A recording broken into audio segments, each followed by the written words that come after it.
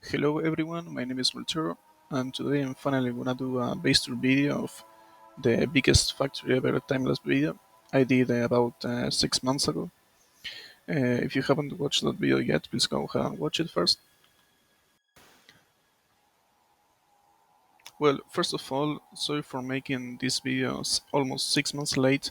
At first I didn't wanted to open Factorio, I didn't wanted to see any of this base again, and then I have been very busy with my finals in January and February, so well, now that my whole country is in quarantine for at least a month to prevent the spread of the coronavirus going around, I have a lot of free time now, and no excuse why not to do it. And also, sorry for the mic, I don't have the best of mics. I hope you can understand and enjoy the video. Also, I'm from Argentina, Buenos Aires, and English is not my native language. Also, for those of you who didn't know, this was a heavily modded game where the main mods I used were all the Bobs, all the Angels, all the MadClowns, all the Pyanodons, plus the 30 new Science Pack mods. And with the help of the Momo Tweak mod, to add the complexity of the previous mods to the 30 new Science Packs. There's a complete Madpack in the video description, in addition to a download link for the whole thing. All in all the main mods I use adds to the most complex game of Factorio one could ever have. I also changed to multiply by 5 the technology recipe, just in case it was too easy. This is a map I have been working for over 8 months since I finished my previous base, the rectangular spiral base, back in December 2019. Since then, I spent over 500 hours of gameplay on this map alone. So before we get too much further, let's go ahead and zoom out so we can see the base in its entirety. As you can tell, it is a massive modular base, which is something I went from the very beginning. As the name of the timeless video points out, this is actually the biggest base ever made in Factorio. There are a few that come close to the size of the thing, but that's considered the farming stations around the perimeter. But this base is 100% city blocks, over 1400 of them, and they are all producing one product. The base is run by 833 1-1 trains, that means one locomotive and one wagon, and 1.1 million logistic bots, and I also have 400,000 construction bots. The base consists of 1,456 cells in 52 by 28 city blocks. The base requires over 50 gigawatts of electricity, which are generated entirely by nuclear power. There are 154 nuclear power blocks, which can generate up to 74 gigawatts. I don't really know exactly how much time I spent on this map, because the in-game timer says 200 hours, but at 15, 10 or 5 ps time flows at a much slower pace. To give you some perspective, at 5 ps 1 minute in game is 12 minutes in your life, so you can get a feel of what it was like playing the thing. All in all, I have played this map for 500, more or less 100 hours. Also, fun fact, all these square dark areas acting this way are the passive areas of the radars that always should be visible. The FPS are so low that you can see them constantly being getting visible. That started happening when I was like at 20 FPS. Also, the game freezes every time the in-game timer is at 9, 19, 29, 39, 49 and 59 seconds. It seems the game freezes every time the clock has to change from 9 to 10 or from 19 to 20, etc. And it heavily freezes when it has to change from 59 seconds and also change its minutes. Adding this to when I was taking the screenshots every minute, it took 7 minutes to take each screenshot in the end game of this map. Also, no LTN or smell mods were used, alternate networks were vanilla. Now I'm gonna start answering some of the questions I have been getting on YouTube. So here we go. The first one is from Idealism. asking would it be possible to screenshot the entire base. I personally want to zoom in and see the details of all. And how do we print this one out in large scale and the ability to see everything? I think it's gonna be a great mirror. Yeah, I wanted to upload save it to factorymaps.com, but it seems the owner isn't around since like a year. So I had to take the screenshots myself to be able to see the base at least locally. So if you want to see my base with the highest definition possible, city block by city block, you can download this .rar file I made that contains all the images to generate this view. And by opening the index.html file with your browser, you'll be able to see a Google Maps view of my base with a lot of zoom. The images folder weighs 2.5 gigawatts and contains 11,000 screenshots. Also, if you want some 8K Ultra HD screenshots, I also added those to the video description. They are great for wallpapers and murals. That's why I did my base in a 16 by 9 aspect ratio to perfectly fit into wallpapers and such.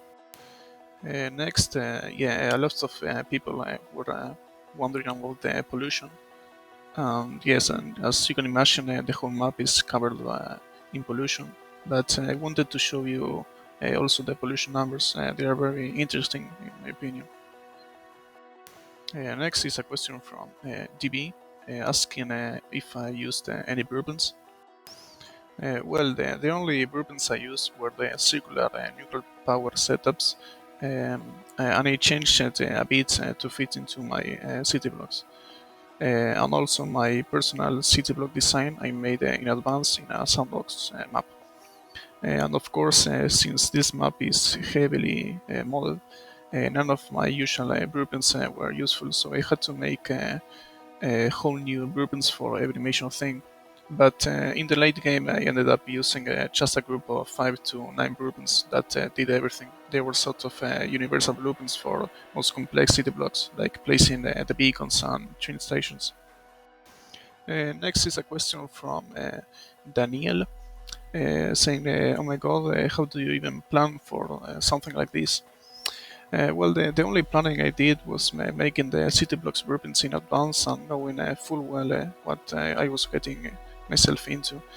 I knew the mods combined were going to be an extreme challenge, and that it was going to take several hundred hours and a lot of rage quitting in between to make. So I planned that I was going to need a huge city block modular base and as much logistic robots as I could get. Next is a question from Roflick TV asking, will be some tutorials in the future for that type of base? I can't find anywhere. Well, I'm going to try to stream more. I plan on doing an industrial revolution map and then Bob Angel's belt only. So hopefully I can stream those and teach some things along the way. Next is a question from CMP asking how big was the recording file for this?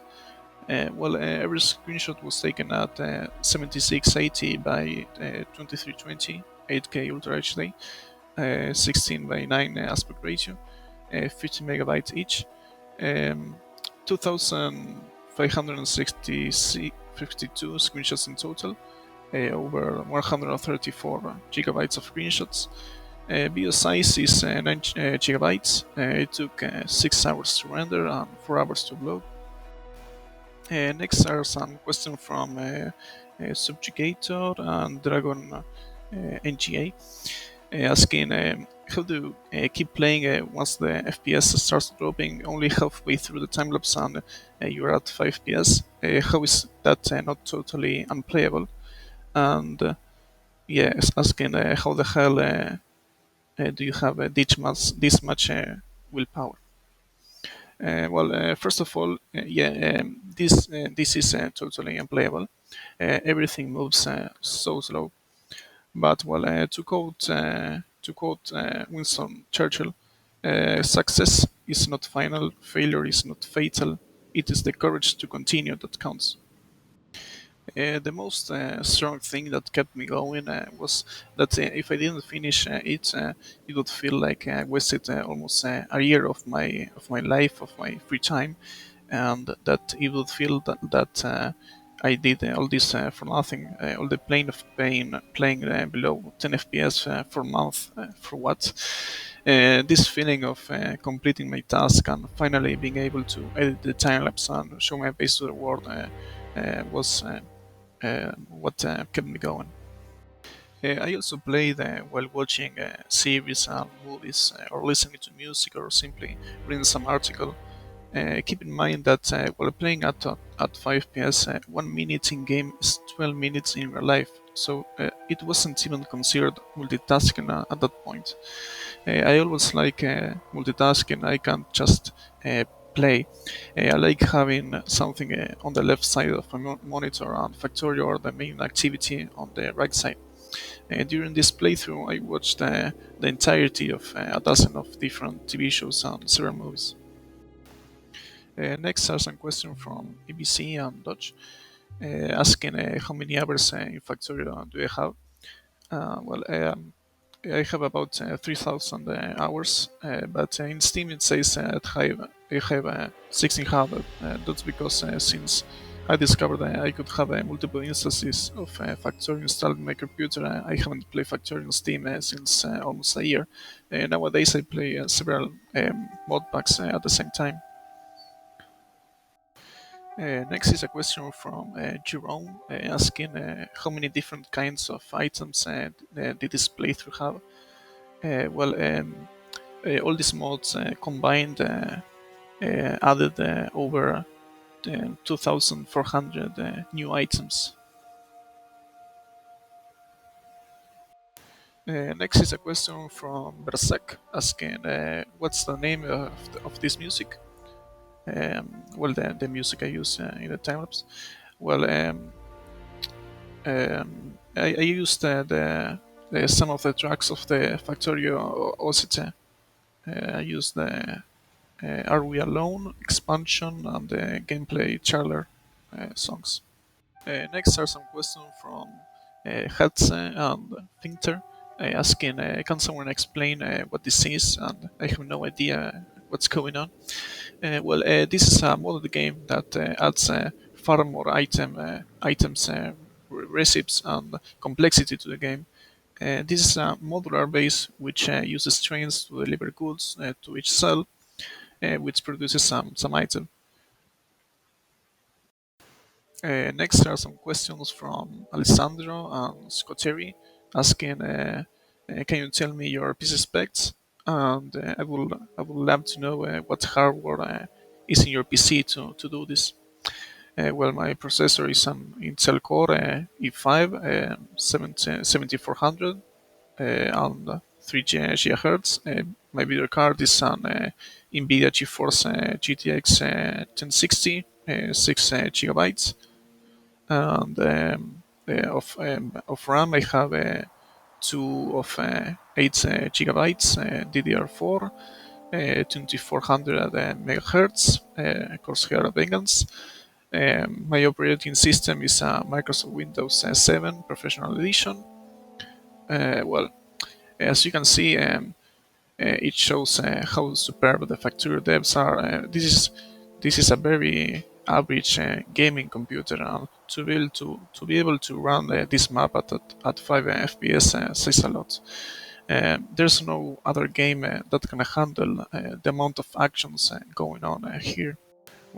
Next, there are some questions from a lot of people, basically asking, but why? Because I was sick of the usual gameplay. I wanted to finally do the most extreme, most complex game of Factory ever. I wanted the ultimate Factory challenge, and I knew this was something that no one had ever tried before, and that it was going to be unique and a great addition for my channel. Next is a question from Posila asking how many bots do you have in the air? I wonder if visible bots cause any performances issues on a huge base and a lot of bots combo. No, the Visible Bots mod didn't cost any FPS. Yeah, it was a surprise for me too. The main cost for the FPS drop was having a base this size, all connected into only one logistic network. But it was something I wanted to do for a long time. I also have tons of pipes and underground pipes in this map, and that always has FPS drops. And of course, having a base this big and almost on most city blocks active was very demanding. Next is a question from Linus asking what version of Factorio is this with, 0.17 or 0.16? This was all done in 0.16. I started this playthrough soon before 0.17 was released, but I stick it with 0.16 the entire run, so I didn't have any mod compatibility problems. Also, many mods were never updated, and others changed things, and many buildings or belts I placed would disappear. Next is a question from Xirian asking, can you please upload your mods on Google Drive? The entire mod pack for this base is in the video description, but beware, all mods are in 0.16. Either play this on 0.16 or download their updated versions that I'm pretty sure they are all up to date now. Also, Pyanodon said he added some new stuff to his mod, so there's that. Next are some questions from a lot of people basically asking how did I manage all the train stuff. This is a big one. First of all, I guess I'm gonna start by showing in detail the city block design. This is a modular city block base, modular because I have every item being produced separating from its ingredients, not connected to anything. Just a very simple city block design, trains to deliver the input and output of the cell, and logistics robots to the logistics of sending the output of the cell to their desired requesters on other cells. I did a very simple city block design. It is the most compact possible to be able to store one 4 train or up to three 1-1 trains on each side, which is what I ended up using. It is very easy to build, but it's also quite small, so it forces you to make everything inside very compact, and that for the train to turn right, it has to first go to the next city block above and then turn 3 times to the left. But since this is a grid base, it didn't affect it that much. The starter base was the hardest thing to do because at that time I didn't have unlocked logistic bots, and I barely had locomotives in MK1 and warehouses. So that meant that everything had to be transported by trains from one cell to another, solids and non-solids alike, and that belts and inserters were going to do the logistics inside the blocks. That meant less space inside each block because of the belts, so I had to do each one the most compact possible. The idea was to rush logistic bots so that they do all the hard work of the logistics in between the cells and only using trains for transporting liquids and gases. Next, there's some question from Aaron and Gabe asking what naming method did I use for all those train stations, and how does one automate bot's naming and settings trains to go to say train stops and shown here. I didn't use any logistics train network or similar mods, so all the train logistics were done by Nira. It was very important to implement a good naming system for the station names, and that I maintain it for the rest of the playthrough to keep the base well organized and to ease searching a specific product in the base. So I decided the output station should be named with the name of the item they are being produced in that city block. For example, iron gear, and that input stations should be named with the output station name followed by the ingredient item being sent to that station by capital letters. For example, iron gill, iron plates. I did a very simple city blocks approach, but I built 1400 of them. I used all 1-1 trains and never sent a train to a station that didn't have a token space. Every single station can host 3 1-1 trains. That means max 3 outputs trains per cell. So if an item is being used in more than 3 cells, that item gets a storage cell, which 2 trains fill the storage, and up to 20 trains can go there to get the item. Keeping the naming system in all stations and managing their storage and token space on each block made it all very simple and organized. I didn't have any a single problem with my train network, not a single traffic jam or crashes ever. I did get killed over 20 times by trains, and with a base this big, I had to play with autosave disabled. I always say that Factorio's end game worst enemy is are your own trains. I then installed the nice try train mode to be able to play without dying to trains every half an hour. Also, you can find the blueprints for the city block design I use in the video description. Next is a question from Kang, asking how many trains did I use. Well, I used 833 1-1 trains in total, 615 MK1s, and 220 MK3. Next is a question from Caio Alexandre, asking how do you manage to go up in your test tree and still making raw products and to supply your base. Also, did you make lots of redesign on all the city blocks to make it more efficient? Well, yeah, I kind of lost control of my base once I started the second quadrant. I literally had no clue where most items were being produced, so I had to check the train stations and search the name of the item, and from that see more or less what it was. It got to the point I wasn't sure if I was producing something or not.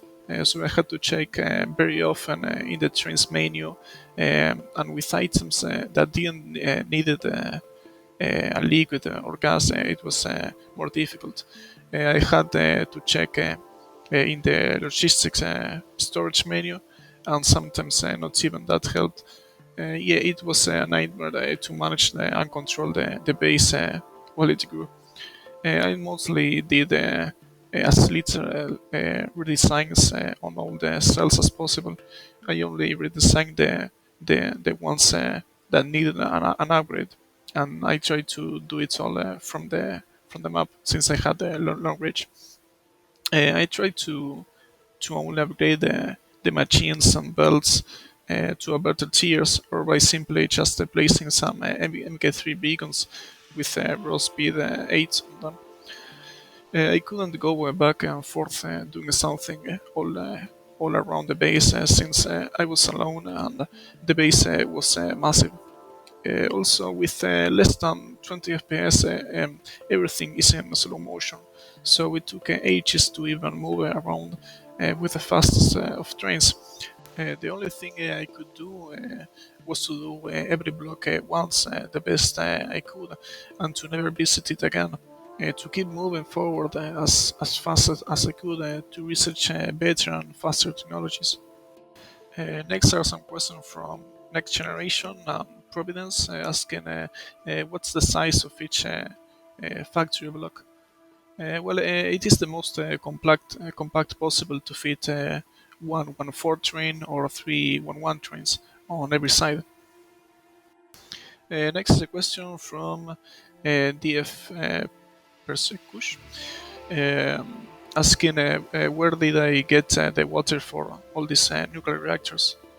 Well, as you can see, I used the Point Aggregator model, which is usually used along Bob Angel's mods. It works as a passive water generation source, but it uses a lot of electricity.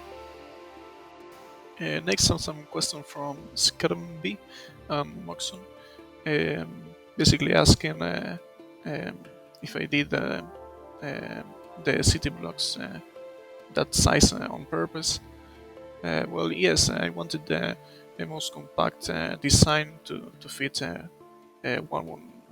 one for train or three 1-1 trains on each side, and it ended up having plenty of space inside to work with, so I kept it. In my opinion, the simpler the better for the starter block designs. I think it's better to have lots of these compact cells than to have a lot more complex ones. It takes very little to construct, and the size in the inside is perfect to fit any factory. I didn't have to worry about radius or anything like that. I just tried to maximize the inside of each cell to build the most compact and as many machines as for each block. Um, and if that didn't satisfy the whole base, I just copied that cell and pasted it until it did. This helped moving forward. Um, can you imagine if I had to calculate the perfect radius for every item here? It would have took me a lot longer to finish this playthrough. Next is a question from Timothy, asking how long did this take you in real life? Not in-game time, but your date you started and the date you finished.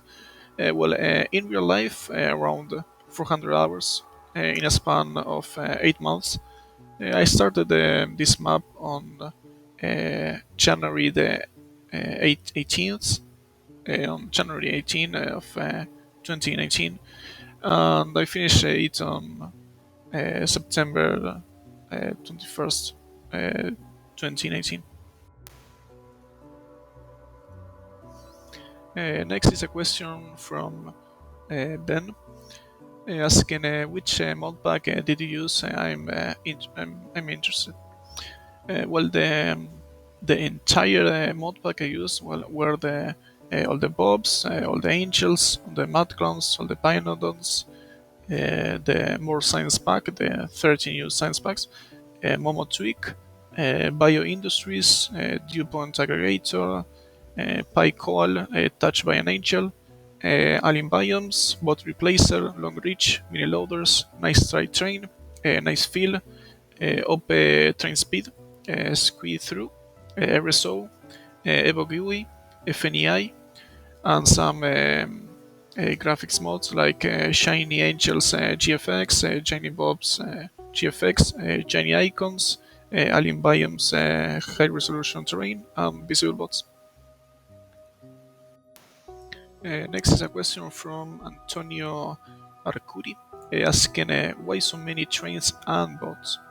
Well, if this were vanilla, then sure you could do this with trains, but I would need more than like 2,000 trains if I didn't use bots.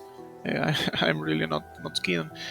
Also, by using bots, you can forget about logistics. Just request your chest and ultimate stack inserters, and yeah, the starter base escalated very quickly.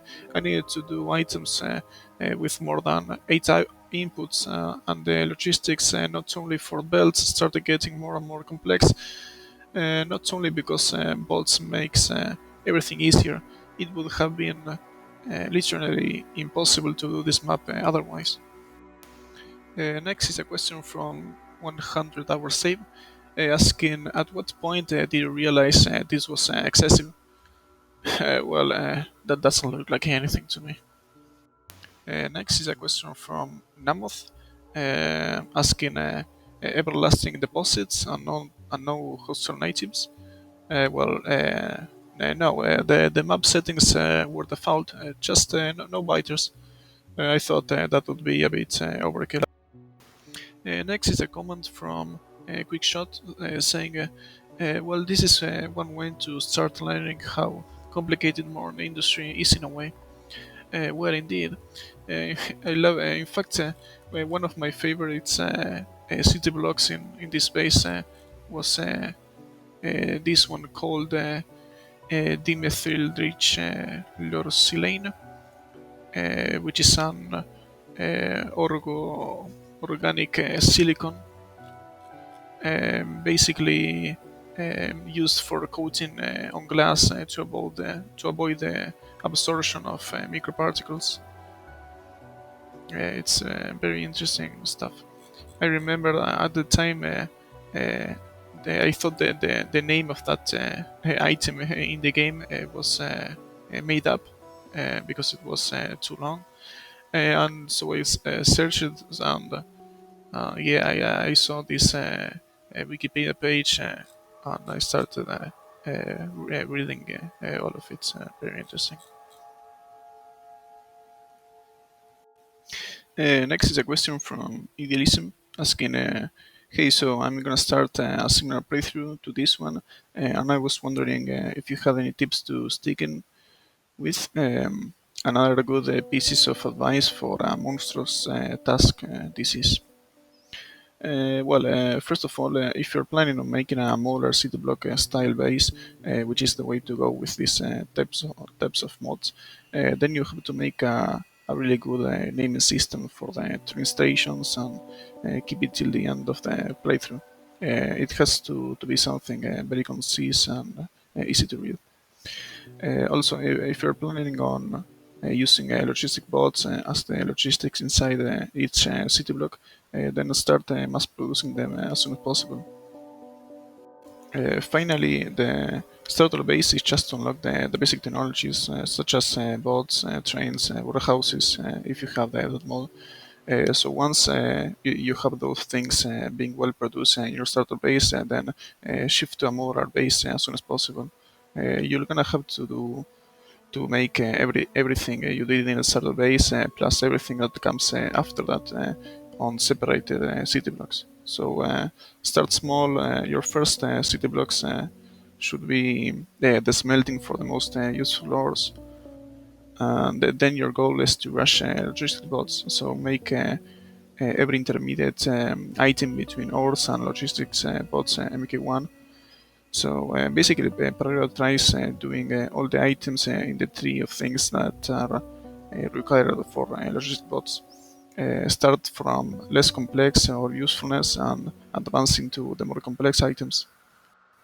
Also, I highly recommend using the mod FNEI. It's a massive quality of life mod for playing with these mods. Even if you play vanilla, it's very handy. With this mod, you can see the entire ingredients tree for every item, solid and liquids alike, and you can make favorites to track which ones you should be doing next. I remember during my playthrough on this map, I changed the maximum amount of favorites I could see, and I almost always had full just tracking one item's ingredients tree at a time. FNEI and tracking which ones to do first helped me remembering which items I already had produced and what were in the base. Also, it's a good idea to have a fuel station like this one over here, where up to 2 trains deliver the coal and up to 20 trains can get inside to refuel. You can simply add at the end of each train's destination to go to the fuel station and wait for 1 second of inactivity. If you're playing with LTN, it's even simpler to set it up. Later on, you'll want to each output station to have a requester chest for your most advanced fuel and have the logistic bots deliver the fuel to each city block. Also, in my opinion, make all 1-1 trains. It's a lot easier to handle, and with these mods, you can upgrade them to better tiers with a lot more storage for the wagons. Next is a question from Edinburgh asking, is there a series for this factory? Well, yes, you can find it in the video description or in my channel. There are 10 episodes in total, but it's not entirely continuous. Some are weeks or months in between because of all the rescuing I did.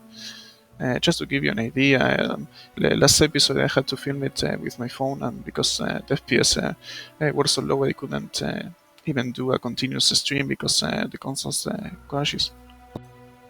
Next is a question from James Ball, asking, well done, looks really cool. What's your next project?